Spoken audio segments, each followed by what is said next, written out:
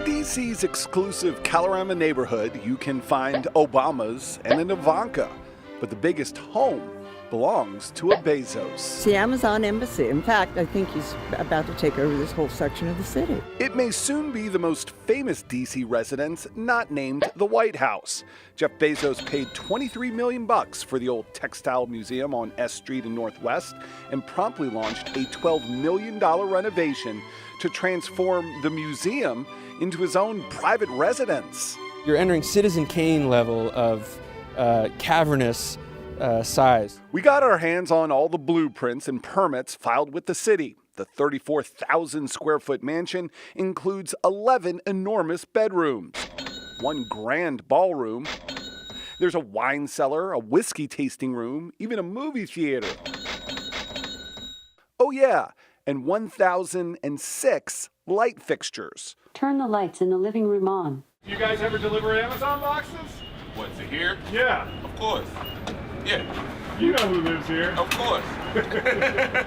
Hey. The neighborhood's newest power player, no secret. His massive restoration, hard to miss, especially all those contractors lining the street every day. And we noticed many of those vehicles were often parked illegally. So we gathered up all the records on every single parking ticket handed out along the stretch of S Street between October 2016, when Bezos bought the mansion, and October 2019. Over that 3-year period, we added up a whopping $16,840 worth of parking tickets. 535 citations in all, 93 of them handed out in a single month.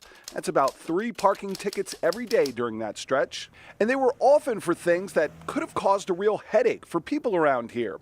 In addition to ignoring no parking signs or parking in spots reserved for residents, we found tickets issued for vehicles blocking crosswalks and obstructing the path of pedestrians. I spoke with 2 different contractors who confirmed to me they did work here at the Bezos home, and they told me anybody hired to be part of this renovation had to sign a non-disclosure agreement. So matching up every parking ticket written out here to a specific vehicle tied to the Bezos project would be next to impossible. But day after day, we watched as workers left this Bezos mansion and walked straight out to their ticketed vehicles. Like this van for an upscale home electrical design company doing work on the home. Records show at one point it got 14 parking tickets in just 3 weeks. Then there was this contractor. He's behind that green van right there, and he's just chatting on the phone during a break, his parking ticket and his vehicle staying right where he illegally left it. By the way, that's his coworker parked right behind him, also illegally, also ticketed. So we wondered, who's paying all these fines? Just curious, who pays all the tickets?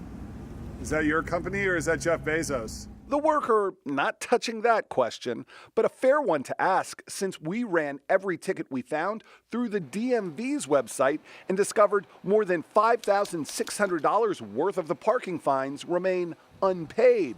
Some of those unpaid tickets dating back years. That is, until we got involved. We sent a list of every single parking ticket we found to a source close to the Bezos construction project. That source responding this way, quote, "From the start of the project, the general contractor worked to mitigate the parking challenges in the area by setting up off-site parking and shuttles to and from the site. He added the thousands of dollars in unpaid fines we uncovered have now been addressed. All the outstanding tickets in question have been paid," the source told us. Then again, as Ben Wofford, a writer for The Washingtonian who's been covering the construction, points out, with a renovation this expensive, unpaid parking tickets likely aren't costing Jeff Bezos much sleep. I would be surprised if it even registered as a line item on the, on the final inventory. The money might not matter much to one of the world's richest men, but the parking problems have put the squeeze on neighbors, forced to put up their own no parking signs. Records show occasionally some even called the city to complain.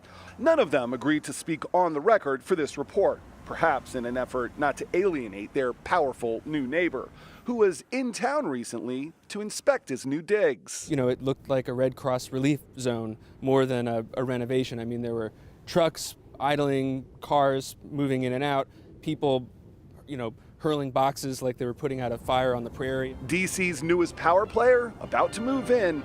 Just hope he can find somewhere to park.